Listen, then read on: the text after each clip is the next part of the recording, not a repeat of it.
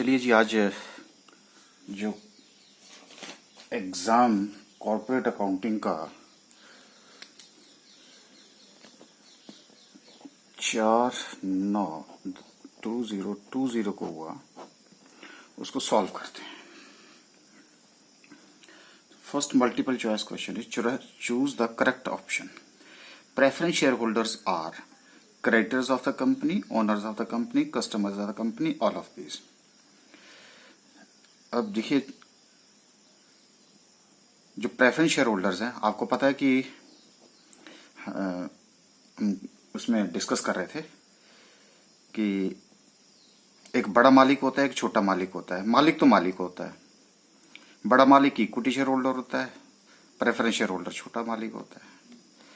तो naturally the answer is honour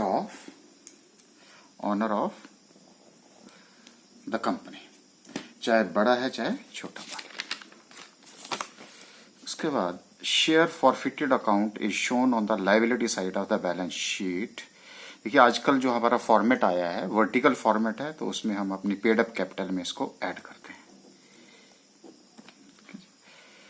अच्छा, capital redemption reserve account is credited. देखो, इसने कंफ्यूजन दी कैसे क्रिएट किया हुआ है। Out of security premium account, out of share forfeited account to meet legal requirement voluntarily. जितने भी हमने लेक्चर डिस्कस करे हैं वहां अगर आप देखें तो हमने फ्रीज के लिए सिक्योरिटी प्रीमियम को कैपिटल रिडम्पशन रिजर्व में हम इसको फ्रीज कर सकते हैं, लेकिन इसके लिए हमें रिजर्व भी चाहिए होता है। तो इसलिए यहां पे फिर हमने आपसे बात करी थी गाइडलाइंस की कि भागा वो कहाँ गया था, कंपनी के पास गया था, और कंपनी ने फिर उसको सोल्यूशन दिया था, किसको, लायबिलिटी होल्डर्स को। तो this is just to meet the legal requirement. फिर कंपनी ने एक्ट ने उसको सोल्यूशन दिया था। Share application account is a nominal account, real account, personal account, none of these. देखिए, हमने डिस्कस किया था आपसे कि share application account, share holders, ये शेयर होल्डर्स हैं आपके पास, और शेयर होल्डर्स मान लीजिए कि फेस प्राइस 10 रुपीज है, तो उसको क्या करता है, वो इंस्टॉलमेंट्स में लेता है, 3, 2, 4 और 1 रुपीज ले लेते हैं। तो ये एप्लीकेशन या अलॉटमेंट, ये फर्स्ट कॉल, फाइनल कॉल। अब ये पैसा जो है, अब मान लीजिए कि उसने पैसा किसके ऊपर मांगा, एप्लीकेशन के ऊपर मांगा। एप्लीकेशन अकाउंट कौन सा होता है, टेम्परेरी अकाउंट। टेम्परेरी अकाउंट होता है, उसके पीछे कौन है, कौन सा है, शेयर कैपिटल है, शेयर, अल्टीमेटली तो शेयर है ना। तो ये पैसा जो है हमारा किससे ड्यू है, शेयर होल्डर से। तो इसका मतलब है कि एप्लीकेशन अकाउंट जो है वो एक टेम्परेरी अकाउंट है, और टेम्परेरी अकाउंट किसको रिप्रेजेंट कर रहा है, शेयर होल्डर को। शेयर होल्डर कौन है, पर्सन, तो इसलिए ये क्या है, रिप्रेजेंटेटिव पर्सनल अकाउंट। तो answer is personal account. Discount on issue of the debenture is real asset, fictitious asset, current asset, fixed assets. देखिए, discount on issue of debenture is a loss, लेकिन साथ में हम क्या कर लेते हैं, इसको राइट ऑफ करते हैं। तो इसलिए जब राइट ऑफ कर देते हैं तो ये हमारी क्या बन जाती है, fictitious asset. Which of the following is not the source of the cash. Simple है, इश्यू ऑफ डिवेंचर है, कैश आएगा, सेल ऑफ एसेट है, कैश आएगा, डिविडेंड है, कैश आएगा। तो परचेज ऑफ फर्नीचर, ये इन्वेस्टमेंट एक्टिविटी है, सोर्स ऑफ फंड्स है ये, तो इसलिए ये हमारे पास purchase of furniture. Banking company regulation act implemented in India, ये तो 1949 में। In companies act 2013 alteration share capital is entitled under section 61, ये भी हमने। Dividends are usually paid on, हाँ सिंपल है, पेड अप कैपिटल के ऊपर है। अब आपको ये भी हमने बताया था, authorised, issued, called and paid up कहते हैं। Issue of bonus shares implies, ये अभी लेक्चर जो है वो पाइपलाइन में है, लेकिन फिर भी मैं आपको बता दूं, bonus shares, payment of dividend, ये क्वेश्चन ही गलत है। जो क्वेश्चन ठीक है, लेकिन इसके अल्टरनेट्स जो है वो गलत है। बोनस शेयर्स को अगर मैं कहूं तो वो होता है कैपिटलाइजेशन ऑफ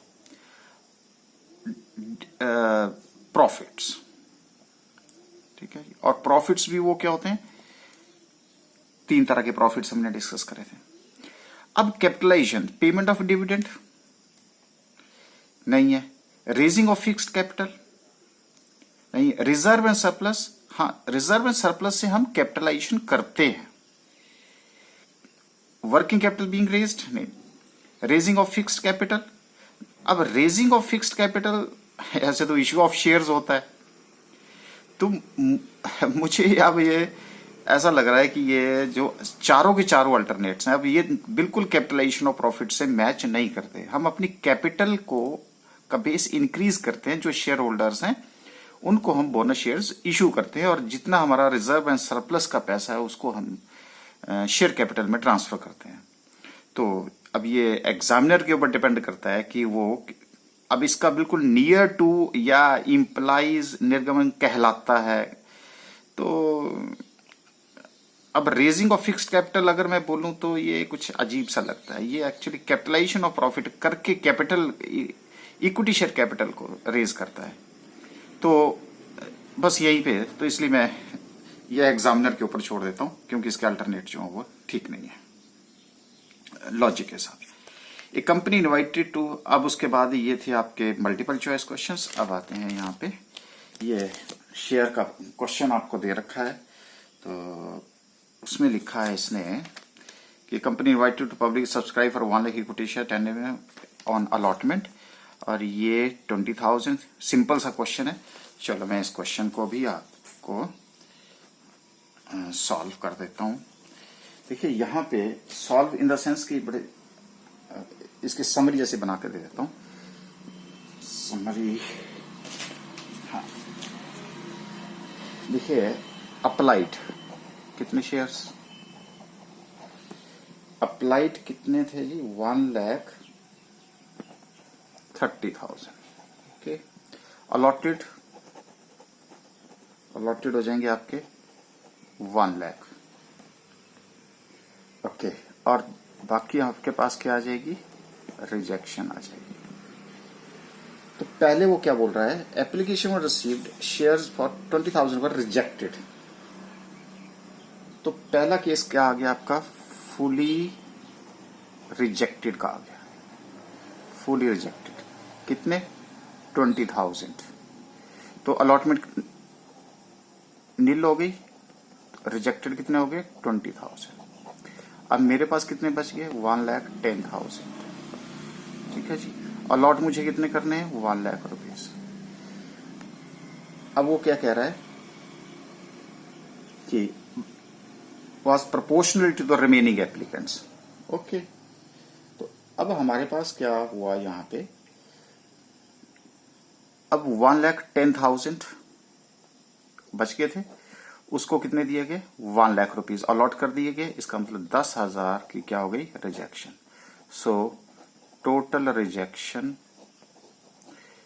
इज ऑफ 30,000। ठीक है, 1,30,000, 30,000। अच्छा, अब पैसा हमने कहा कैसे लिया था, जो इंस्टॉलमेंट थी, एप्लीकेशन 3 + 0 = 3, अलॉटमेंट के ऊपर आपने पैसा लिया 2 + 1 = 3, फर्स्ट कॉल के ऊपर आपने पैसा लिया 3 + 0 = 3, और सेकेंड एंड फाइनल कॉल के ऊपर लिया 2 + 0 = 2। तो ये 10 face value plus premium = 11 rupees. अब इसमें क्या हुआ, 3,000 शेयर हो, एक शेयर होल्डर जिसके पास 3,000 शेयर थे, उसने ये पैसा दे दिया, ये दे दिया, ये दे दिया, ये नहीं दिया, और आस्क यानी कि इस पॉइंट के ऊपर उसको क्या कर लिया गया, फॉरफिट कर दिया गया। ओके, तो जल्दी से मैं इसकी एनालिसिस कर देता हूं। तो इसका मतलब है एप्लीकेशन के ऊपर पैसा आपके पास कितना है, 1,30,000 × 3 = 3,90,000 रुपीज। अच्छा, उसके बाद शेयर कैपिटल में चला गया 3 लाख रुपए, क्योंकि 1 लाख रुपए वालों को देना था 3 रुपए के हिसाब से। 20,000 रुपए वालों 20,000 वालों को आउटराइटली रिजेक्ट कर दिया गया। तो इनका पैसा तो क्या कर दिया जाएगा, रिजेक्ट कर दिया जाएगा। तो कितना हो गया जी, 20,000 × 3 = 60,000 आउटराइटली रिजेक्ट हो गया। बाकी 10,000 शेयर्स के ऊपर मुझे 3 रुपए के हिसाब से 30,000 रुपए कहां चले जाएंगे, अलॉटमेंट में। सो एडजस्टेड अगेंस्ट अलॉटमेंट। ये भी हो गया। अच्छा, अब यहां देखो प्रोरेटा ये फुली रिजेक्टेड थे और ये मेरा बन गया प्रोरेटा, लेकिन मुझे प्रोरेटा की ज्यादा जरूरत नहीं है क्योंकि इस स्टेज के ऊपर जो पैसा एडजस्ट भी हुआ यहां पे जाकर के हम फॉरफिट हुआ है। ओके, तो for share for future account में कितना पैसा क्रेडिट हुआ होगा, क्योंकि अपना प्रीमियम का अमाउंट तो आ ही चुका है, तो उसको तो 3 + 2 8 रुपीज और 3000 शेयर के ऊपर 8 रुपीज के हिसाब से 24,000 जो मेरा शेयर फॉरफिट अकाउंट में क्रेडिट हो गया। लेकिन वो कह रहा है कि फिर उसको री इशू कर दिया गया 850 पे। अगर 850 पे किया तो शेयर फॉरफिटेड अकाउंट जो है वो डेबिट हो जाएगा 3000 शेयर इंटू 1.50 4500। तो अल्टीमेटली मेरा शेयर फॉरफिचर अकाउंट में कितना पैसा बच गया 19,500 और यही पैसा कहां चला जाएगा कैपिटल रिजर्व में चला जाएगा। लो जी, क्वेश्चन सॉल्व। अच्छा, उसके बाद नेक्स्ट क्वेश्चन है आपका balance sheet taking imaginary figures हो गया। Liability of asset Neelam as on 31st of March, goodwill value is this, so calculate the fair value of. Okay, देखिए फेयर वैल्यू की कैलकुलेशन करने के लिए यहां पे स्पेस है मेरे पास। देखिए फेयर वैल्यू, तो fair value is equal to आपको एक तो वैल्यू कैलकुलेट करनी पड़ेगी on the basis of yield method, ठीक है जी, plus basis on the value on the basis of intrinsic value और डिवाइडेड बाय 2। देखिए अगर मैं कैलकुलेशन करूं तो यहां पे जो यील्ड वैल्यू है वो 18% डिवाइडेड बाय 15% इंटू 120 के करीब आ रही है। और अगर मैं इंट्रिंसिक वैल्यू की कैलकुलेशन करूं तो वो आ रही है आपकी 3 लाख, ये कैलकुलेशन 3,65,000 माइनस लाइबिलिटीज जो उसने 82,500, ये आ गई आपकी 2,82,500 और नंबर ऑफ द शेयर्स हैं 2000। ये प्राइस आ जाता है आपका 141.25। तो फेयर वैल्यू मेरी बन गई 120 plus 141.25 divided by 2 is equal to 130.3 पैसा। ये भी क्वेश्चन हो गया जी। अच्छा, उसके बाद क्वेश्चन नंबर 4। हाँ, तो इसकी जो बैलेंस शीट का टोटल है वो 9,60,000, assets to be return of is 21,60,000 rupees. अच्छा, अब आ जाता है मेरा कि माइनर इंटरेस्ट की कैलकुलेशंस आप कैसे करोगे। तो यहाँ पे मेरे पास जो क्वेश्चन है, अच्छा ये कैलकुलेशन आपने कर दी और ये आ गया मेरा माइनॉरिटी इंटरेस्ट।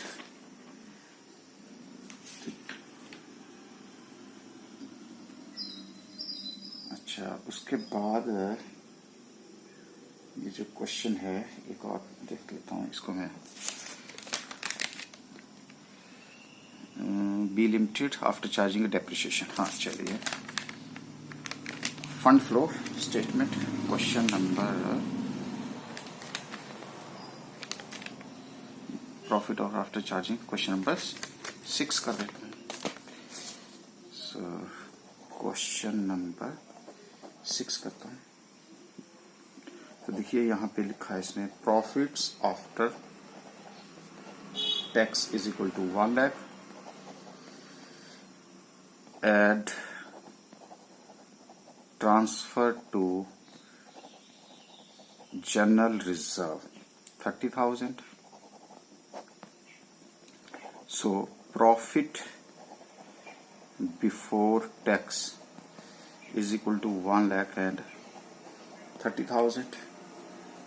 अब मेरे पास आ गया कैश फ्रॉम, यहां से आप हेडिंग दे देंगे fund flow statement, cash from operating activities. So profit before tax is equal to 1,30,000 rupees. Add depreciation हो गया जी आपका 20,000 रुपए का, 20,000. गुडविल उसने रिटर्न ऑफ की है, goodwill return of 7,000. So total is 1,57,000. उसके बाद इसमें हम लेस कर देते हैं gain on sale of machinery, और वो है 3,000 रुपीज. बन गया 1,54,000. ये मेरा आ गया operating profit before working capital changes, यानी कि current asset and current liabilities. तो हम क्या करते हैं जी, ऐड कर देते हैं डिक्रीज इन एसेट्स और इंक्रीज इन करंट लायबिलिटीज. इसमें मेरे पास ट्रेड पेबल है 10,000 और 3,000 है मेरी इन्वेंटरी. ये बन गया मेरा 1,67,000. अब उसमें से लेस कर दूंगा इसका reverse, less decrease in working capital. इसमें है मेरे पास ट्रेड रिसीवेबल -6,000. प्रीपेड एक्सपेंसेस हैं -2,000 के. Increase income received in advance है 4,000 रुपीज की. आउटस्टैंडिंग एक्सपेंसेस हैं 2,000 रुपीज के, 2,000 रुपीज के. ओके, तो ये मेरे सारे के सारे माइनस हो गए. तो 1,54,800 फंड कैश फ्लो स्टेटमेंट जो है मेरी ये बन गई.